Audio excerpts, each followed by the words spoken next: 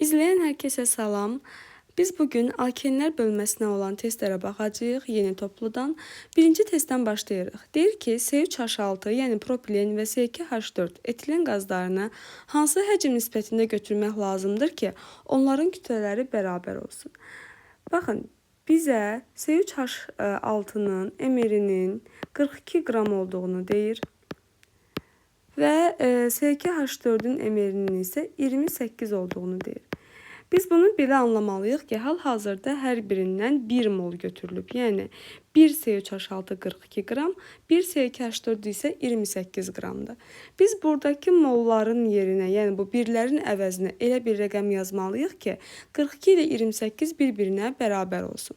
Bunun üçün ən rahat yol əvvəlcə 42 və 28-i eyni ədədə bölüb sadələşdirək. Məsələn, 14-ə bölsək, yəni ortaq bölən tapsaq, burada 3, burada isə 2 alındığını görəcəyik.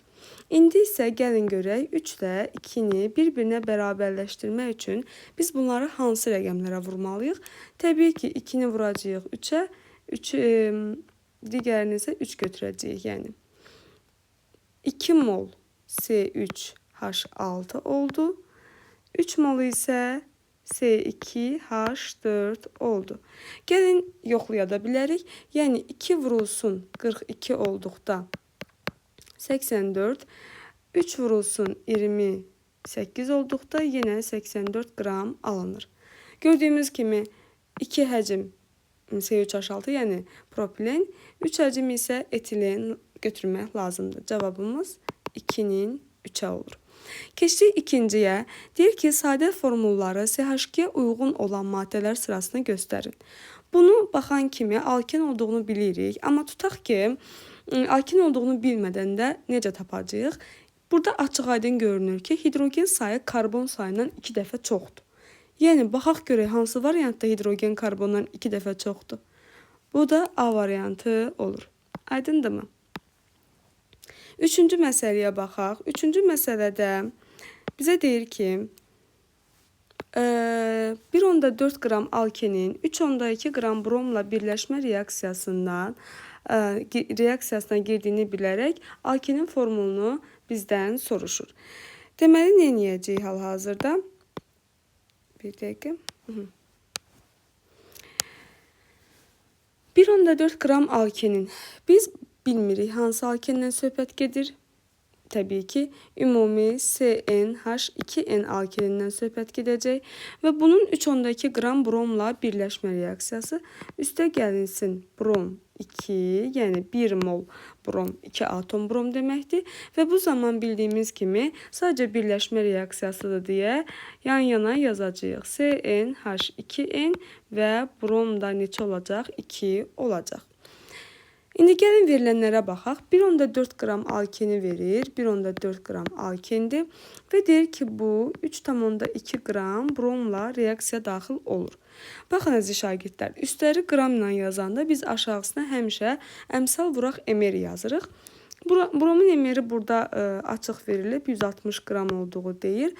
Bəs CnH2n-in emerini necə tapaq? Emer CnH2n bərabərdir. Bir karbonumuz 12 qramdır. Bu da şərtdə bizə deyir. 12-ni karbon indeksinə vuranda 12n üstə gəlinsin. Hidrogeni də vuracaq. 1 vuraq 2n. Bərabərdir. 14n alınır. CnH2n aşağısına isə 14n yazırıq.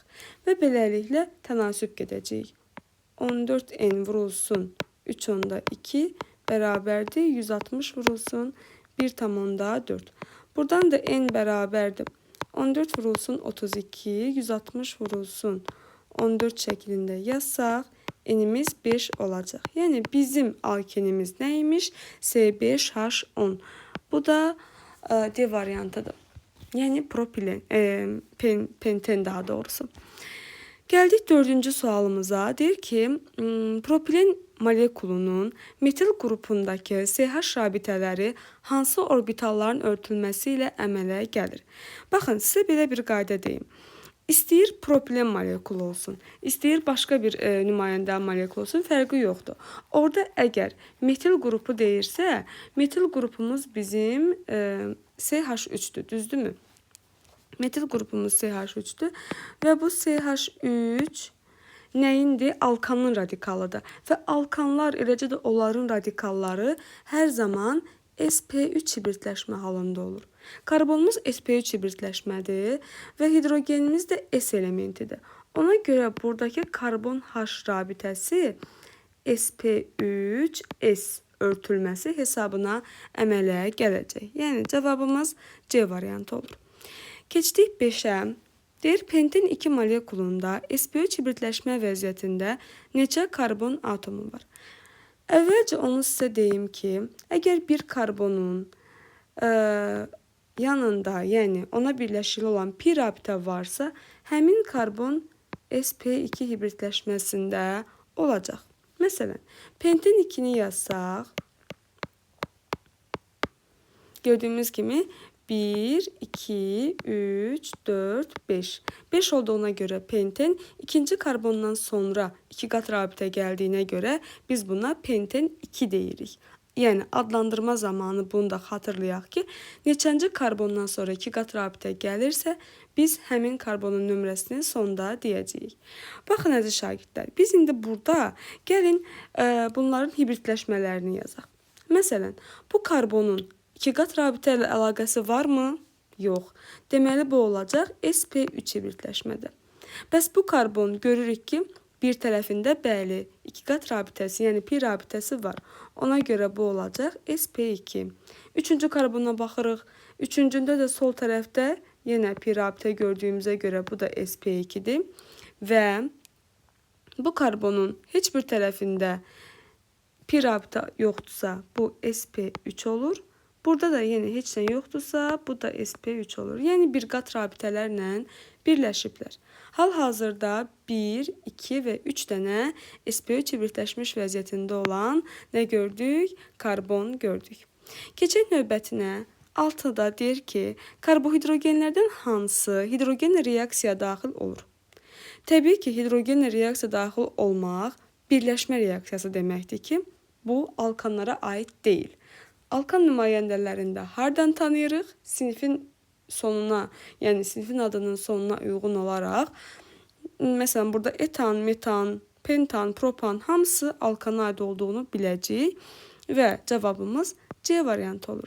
Ona görə ki, həm alkendir, həm də ki, yəni variantlardan alkanları çıxdıq. Aha, keçdik növbəti sualımız. Bu 7-ci sualımızdır və 7-ci sualımızda bizə deyir ki, reaksiyadan hansı maddə alınır? Hörmətli şagirdlər, biz görürük ki, birləşmə reaksiyaları, əvvəlcə onu xatırlayaq ki, birləşmə reaksiyaları hansı karbonların ki arasında 2 qat rabitə var, yəni o karbonlara birləşəcək də maddələr. Aydın oldu dediyim. Yəni, bu CH3-də bunların arasında biz 2 qat görmürük birincinin və burada da görmürük. Amma biz burada nə görürük? 2 qat rabitə görürük. Deməli, hidrogen və xlor hərəsi bir karbonun yanına gedəcək. Bəs görəsən hansının? 2 qat rabitə ilə birləşən karbonlarda hidrogeni olan, daha doğrusu hidrogeni çox olan hansıdır? Birinci. Qaydamız budur ki, hidrogeni çox olanın yanına gedəcək. Halogen isə hidrogeni az olanın yanına gedəcək. Və bu da bizim olur Markovnikov qaydamız. Hal-hazırda buradan alınacaq CH3, CH2, karbon, aşağıdan CH3, yuxarıdan xlorumuz gəlir və sağ tərəfdən CH3 birləşəcək. Hal-hazırda isə biz bu varianta uyğun deməli olar ki, Y variantını görürük. Yəni, ya xətlə birləşdirirsiniz rabitə ilə, ya da ki, eləcə, sadəcə yanına da nə bilərsiniz? Xlor yaza bilərsiniz. Bu cür. Cavabımız Y variantı olacaq. Burada 8-ci məsələdə bizə deyir ki, normal şəraitdə sıxlığı 2,5 qram bölünsün litr olan alkenin 112 qramı neçə litr H-xlor ilə reaksiya daxil olar? Baxın, burada balaca məsələdir. Sadəcə biz bunu 2 hissəyə bölməliyik. Yəni 2 mərhələli məsələlərdəndir. Normal şəraitdə sıxlığı 2,5 qram bölünsün litr olan alken. Görəsən o alken hansıdır? birinci onu tapmalıyıq ki, sonra həmin alkenin H-xlorla reaksiyasını tapaq. Baxın, rho bərabərdir, sıxlıq deyirsə orada, sıxlığımızın üstünü yazacağıq. Ml bölünsün Vm. Hal-hazırda söhbət nəyin emerindən gedir? Alkenin. Hansı alken olduğunu bilmirik də, yəni biz onu tapmağa çalışırıq. Ona görə də ümumi alkenlərin emerini bayaq 3-cü məsələdə izah etdiyim qayda ilə 12-ni n-ə və 1-i 2-nə vurub 14n olduğunu tapırıq. Hal-hazırda bizə verilən nədir? Sıxlığımızın, yəni rhomuzun 2,5 olduğudur. Emerimizin 14n olduğudur. Vmimiz isə nə qədərdir? 22,4 litrdir. 14n bərabərdir. 2,5-i 22,4-ə vuranda eləyəcək 56. N də bərabərdir 4 alırıq. Aha, hal-hazırda keçə bilərik məsələmizin ikinci hissəsinə. İkinci hissədə artıq biz alkenimizin C4-dürsə, yəni düsturda yerinə qoyanda H8 olduğunu bilirik. Və deyir C4H8 neçə litr H-xlor ilə reaksiya daxil olar? Üstünə gəlinsin H-xlor. Və sadəcə burada birləşdirmə reaksiyası apardığımız üçün sanki hər şeyi toplayırıq. 4 dənə karbon görürük. 8 burada, 1-i burada olmaqla 9 dənə hidrogen görürük və 1 ədəd də xlor görürük. Yəni birləşdirmə reaksiyası çox sadə bir gedişatdır. İndi bizə nə deyir? Deyir, həmin alkenin 112 qramı neçə litr H-xlor ilə reaksiya daxil olar? Litr x litrdir və biz yuxarısını qram olanda aşağısını nə yazırıq? Aşağısına isə ml yazacağıq. Hal-hazırda nə edirik? 56 qram bunun ml-ni bilirik. Litr olduğuna görə də aşağısına sadəcə 22,4 yazacağıq. X bərabərdir 56, 112 vurulsun 22,4. Bu da ixtisar gedir və 44,8 litr olduğunu alırıq. Nəyin? H-xlorun. Cavabımız A variantı. Hansı dixlor alkana sink metalı təsir etdikdə alken alınır? Biz sinklə təsir edən zaman alken alınır. Bax, həmin o halogenlərin birləşdiyi karbonlar qonşu olmalıdır. Yəni, baxın, bu xlorla bu xlorun birləşdiyi karbon H yan-yanadırlar, qonşudurlar. Deməli, bu reaksiyadan alken alınacaq. Amma ikincində arada CH2 var. Qonşu deyil ki, bu karbonlar bir-birlərinə, CH2 və CH-lar bir-birinə qonşu deyil. Ona görə də bu reaksiyadan alken alınmır. Üçüncündə xlorlar qonşu karbonlara birləşib deyə alınacaq. Dördüncündə yenə alken alınmır. Buna görə cavabımız olur 1 ilə 3. Bu da B variantı. Gəldik 11-ə. Yenə propen almaq üçün, propen təbii ki alkendir. Sink tozu ilə hansı birləşməyə təsir eləyirik? Qonşu karbonlara birləşən halogen olmalıdır. Baxın əziz şagirdlər, məsələn A variantında 1,3 dixlor propan deyir, düzdürmü? 1 ilə 3-ün arasında nə var? 2. Yəni bu 1 ilə 3 bir-biri ilə qonşu deyil də, düzdürmü? Ona görə bunu götürməyəcəyik. B və D variantlarında baxırıq ki 1-1, 2-2, yəni eyni karbona birləşib bu halogenlər. Y variantı ümumiyyətlə 1 xlordur, yəni monohalogendir, D deyil. Amma C variantı 1-2, yəni yan-yana olan, qonşu olan nələrə birləşib? Karbonlara birləşib. Keçdik nəyə? 12-yə.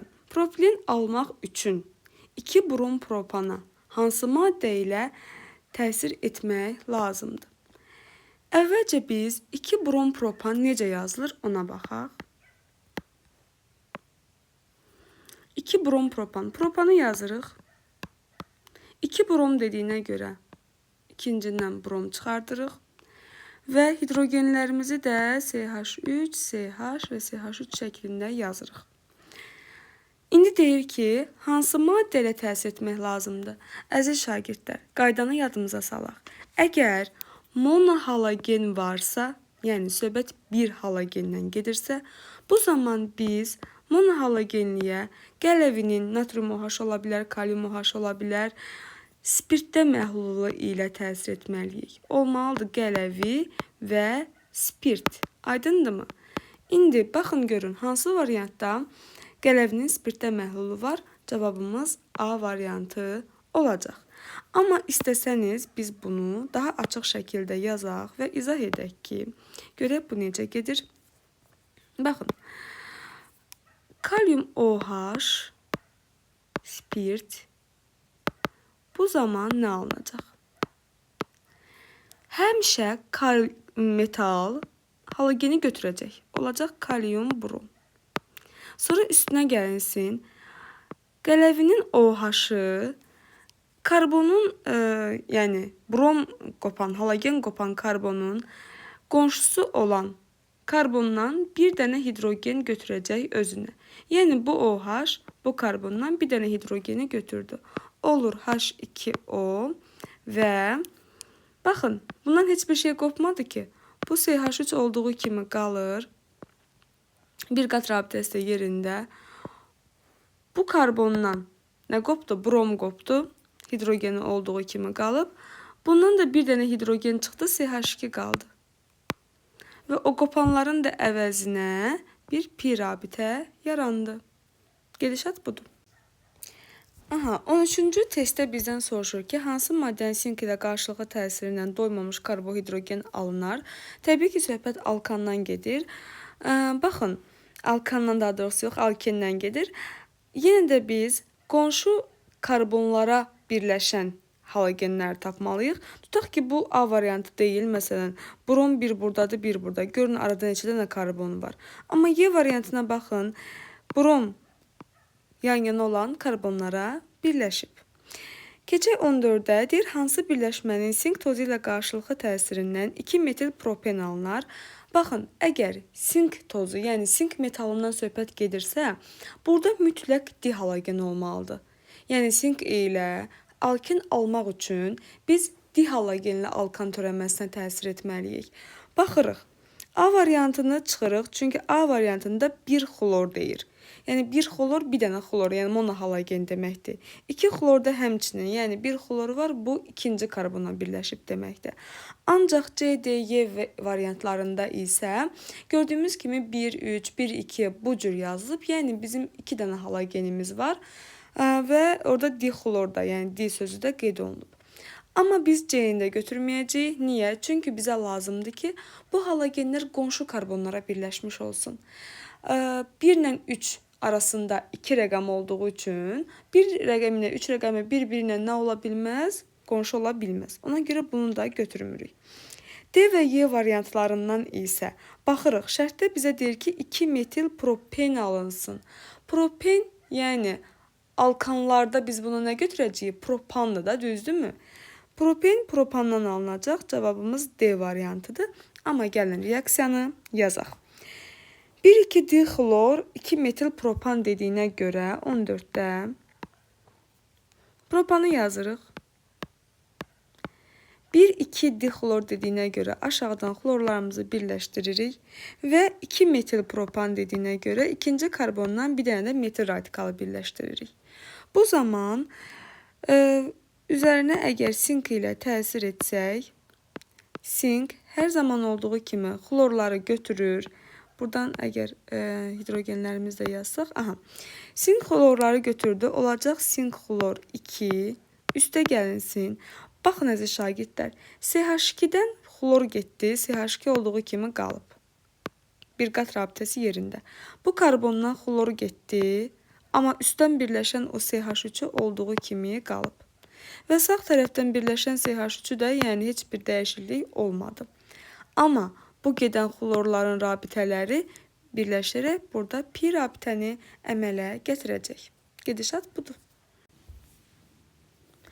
Deməli, 15-ci testə baxaq. Burada deyir ki, 2 metil propenə əvvəlcə hidrogen xlorid, sonra isə natrium metal ilə təsir edilərsə, hansı maddə alınır?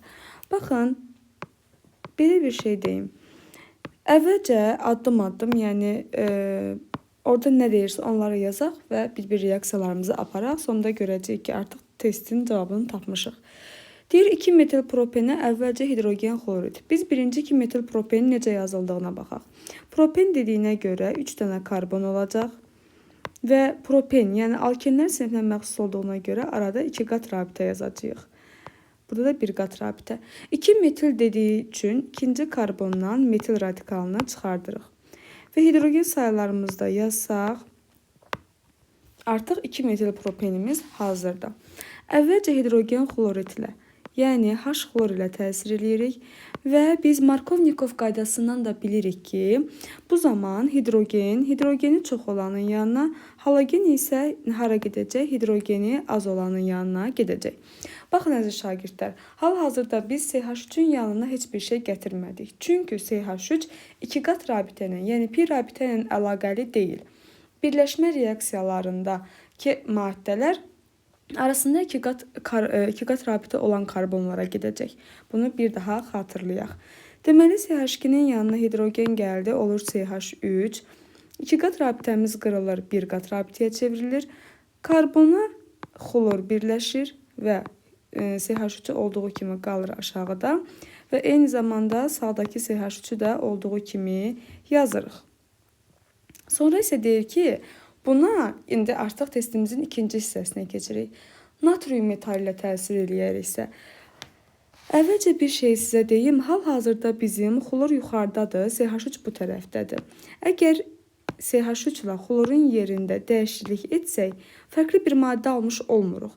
Sadəcə burada deməli bu karbona CH3 sağdan birləşib, xlor yuxarıdan birləşib.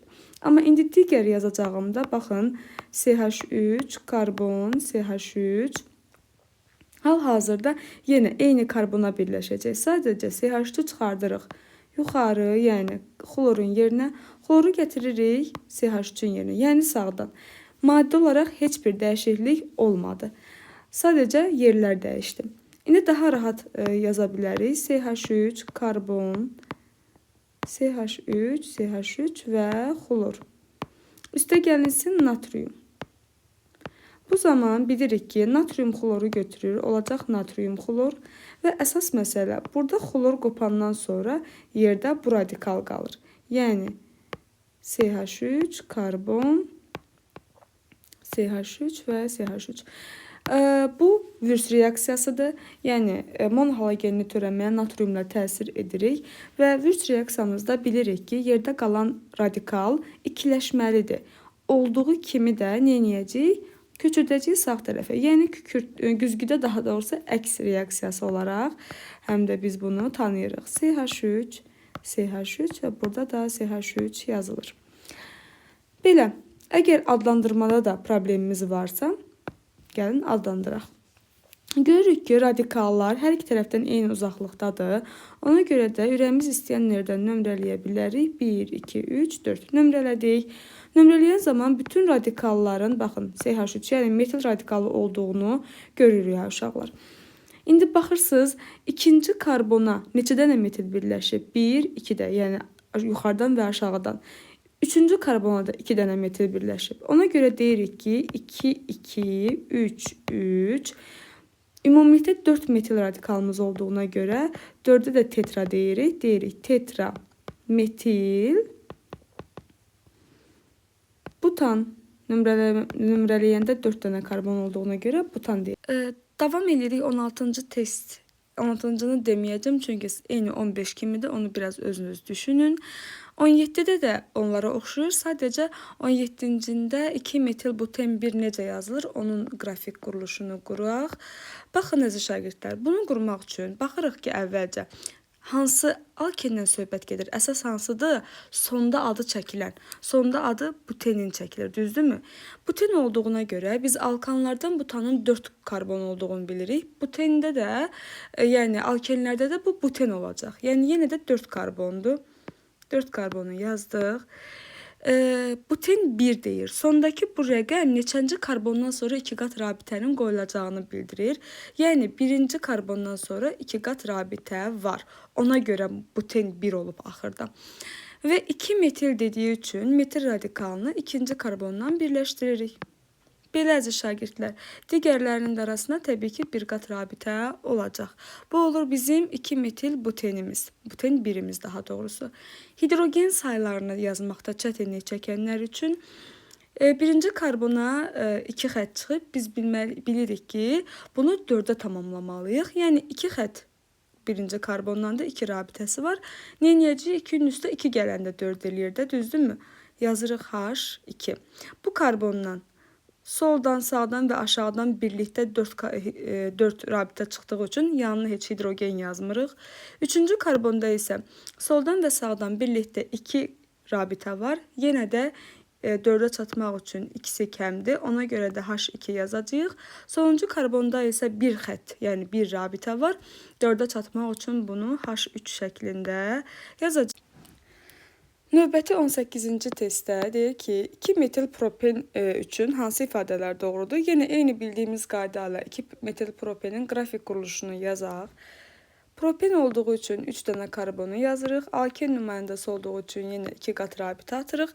Baxın şagirdlər, burada propenin sonunda hansı bir rəqəm yazılmayıb. Yəni buradan da başlasaq, digər tərəfindən başlasaq eyni say olur. Ona görə də propenin sonunda hər hansısa bir rəqəm yazılmır. Yəni 2 qat rabitənin birləşdiyi karbon qeyd olunmur. 2 metil dediyi üçün ikinci karbonla metili birləşdiririk. Hidrogen sayılarımızı neyinirik? Yazırıq. Davam edək. Birinci şərtdə bizə deyir ki, cis-trans izomerlik var. Cis-trans o zaman yaranır ki, bir karbona yəni daha doğrusu o zaman yaranmır ki, bir karbona 2 eyni radikal və yaxud da 2 eyni element birləşəndə artıq bu cis-trans izomer olmur. Yəni burada alınmır. İndi baxırıq, cis-trans üçün birinci hansı karbonlar ki 2 qat rabitə ilə birləşib onları götürürük. Baxın, bunlar birləşib yazırıq karbon, karbon. Sonra baxırıq, birinci karbona 2 dənə nə birləşib? Hidrogen. Bu şəkildə hidrogenlərimizi yazırıq. İkinci karbona isə radikallar vasitəsilə nə birləşib? 2 dənə metil birləşib. Yəni birini buradan CH3 yazacağıq, digərini isə buradan CH3 yazırıq. Baxın, həm bu karbona, həm bu karbona 2 eyni element və ya radikal birləşdi. Artıq bu nə olacaq? Cis-translıq yaratmayacaq. İkincidən keçirik. Bu olmadı. Molekulunda 11 sigma və 1 pi rabitə var. Hal-hazırda biz burada, yəni bu gedişatda neyinirik? Bir dənə 2 qat rabitə görürük. Və bilirik ki, 1-2 qat rabitənin biri sigma, digəri isə nə olacaq? Pi rabitə olur. Bəli, burada 1 pi rabitə var. Sigmaları saymaq üçün isə əvvəlcə karbonlar arasındakı tək qatları götürəcəyik. Bir dəqiqə icazənizlə bu hissələri silim. Əvvəlcə karbonlar arasında olan tək qatları götürəcəyik. Məsələn, 2 qatın biri pi oldu, digərinə artıq sigma deyəcəyik. Bu da sigmadır, bu da sigmadır. Baxın, əziz uşaqlar, hidrogen sayılarını da biz sigma götürəcəyik. Çünki, baxın, hidrogen karbona bir rabitə vasitəsilə birləşir də, düzdürmü? Həmin bu rabitədə elə sigma rabitədir. Ona görə də hidrogen sayılarını sayırıq. 2 burada, 3 burada, 3 burada. Cəmi eləyir 8 sigma və 3 dənə də buradan 11 sigma alınır. Deməli, bu doğrudur. Keçdik üçüncünə. Polimerləşmir deyir. Bütün alkenlər demək olar ki, polimerləşmə reaksiyasına daxil olur. Səbəbi nədir? Səbəbi onlarda pi rabitənin olmasıdır. Yaxşımı? Pi rabitə qırılır və polimerləşmə baş verir. Bu da səhvdir. Bromla reaksiyasından 1-2 dibrom 2 metil propan əmələ gəlir. Gəlin buna baxaq. Neyinirik? Yenidən CH2, 2 qat, CH3, CH3 yazırıq. Üstə gəlirik brom 2. Baxın, birləşmə reaksiyası əvvəlki izahlarda dediyimiz kimi 2 qat karbon, daha doğrusu 2 qat rabitə hansı karbonların arasındadırsa ona gedir. 2 qat rabitə gördüyümüz kimi bu karbonla bu karbonun arasındadır. Burada da 2 ədəd brom görürük. Biri gələcək bunun yanına, biri gələcək bunun yanına. Yəni gedişatımız belə olur. CH2 idi, brom gəldi, birləşdi. Sonra rabitə qırılır, pi qırılır. Karbon idi. Deməli, brom buradan birləşir. Radikalı CH3 olduğu kimi qalır. Əvvəldə dediyimiz kimi radikalların yerlərini dəyişə bilərik. Problem deyil. Bu CH3-ün yanında heç bir pi rabitə görmürsünüz ki, Ona görə də bu CH3 elə olduğu kimi qalacaq. Əgər adlandırsaq, baxın, həmişə halogen hara yaxındırsa, oradan adlandırmağa başlayırıq. 1, 2, 3.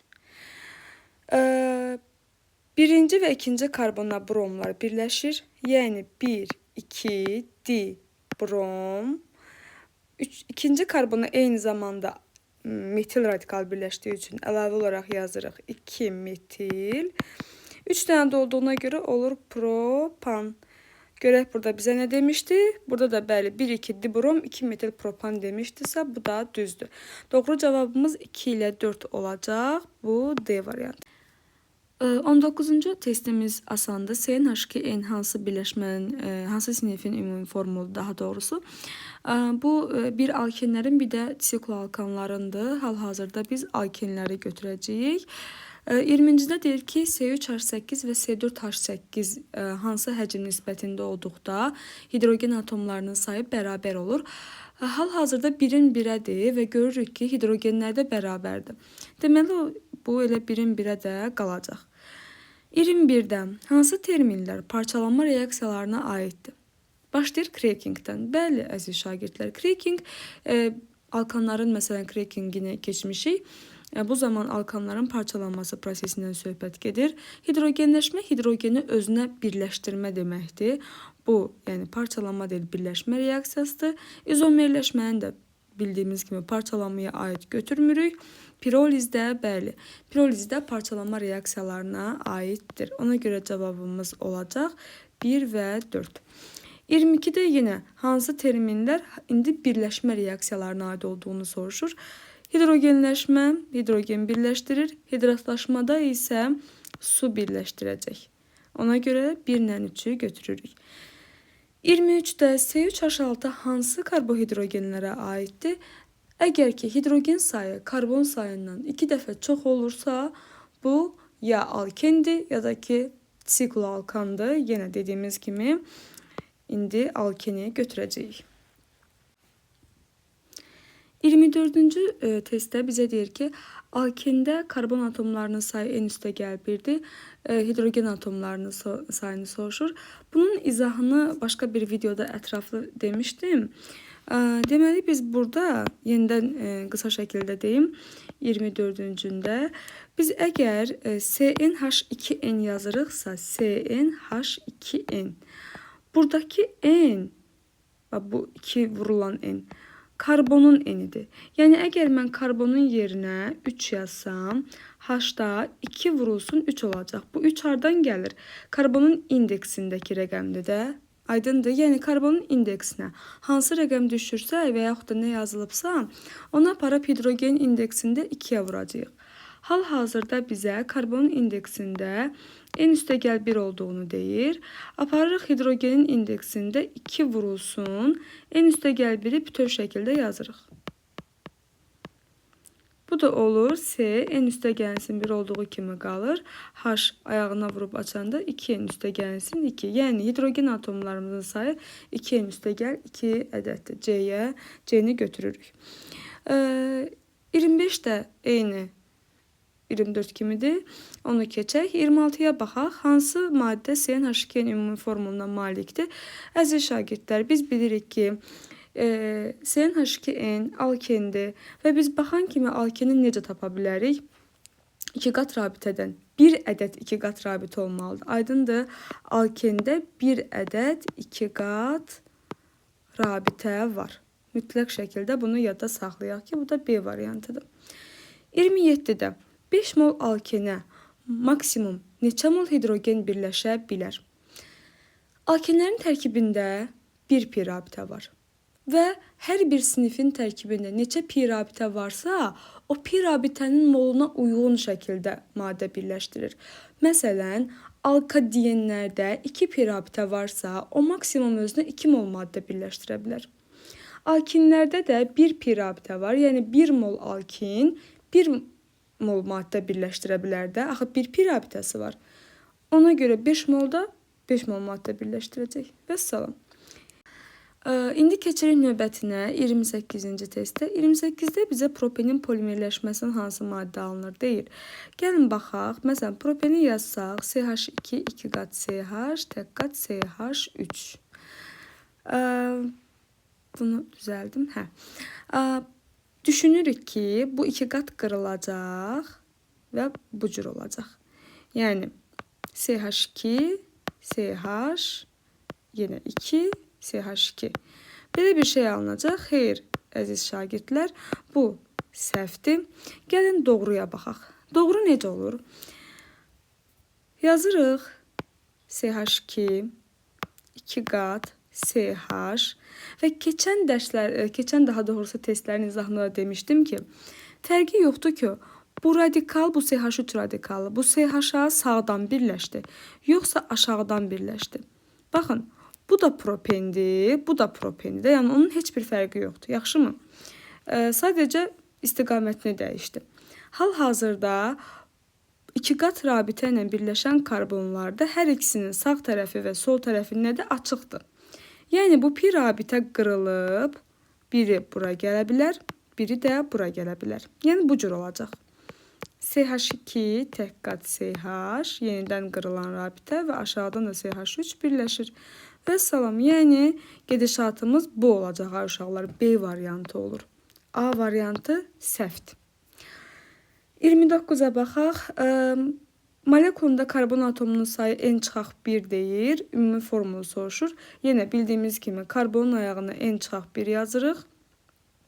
Karbon n-1 olur. Hidrogende də 2 vurulsun n-1. Bu da 2n çıxılsın 2 olacaq. İndi harda 2n çıxılsın 2 varsa onu götürürük C variantı. 30-da C4H8 və C5H10-un daxil olduqları homoloji sıranın ümumi formulunu müəyyən eləyin deyir. Alkenlərdə məsələn etilen, propen, buten, penten və yaxud da ki alkanlarda metan, etan, propan. Bunların hamısı bir-birinin homologudur. Yəni eyni sinifin nümayəndələri homoloq adlanır və sırada homoloji sıradır. Oxşarlıq yəni, oxşar gedir hər şey. Deməli, 30-da nədir? Alkenlərdir. CnH2-nə uyğun gələcək. 31-cində deyir ki, etileni hansı maddənin sudan məhlulu ilə təyin edə bilərik? Etileni ümumiyyətlə alkenləri təyin etmək üçün biz istifadə edirik bromlu sudan və kalium permanganat məhlulundan. Deməli, bromlu suyu da biz nə edəcəyik? Etileni təyin edəcəyik.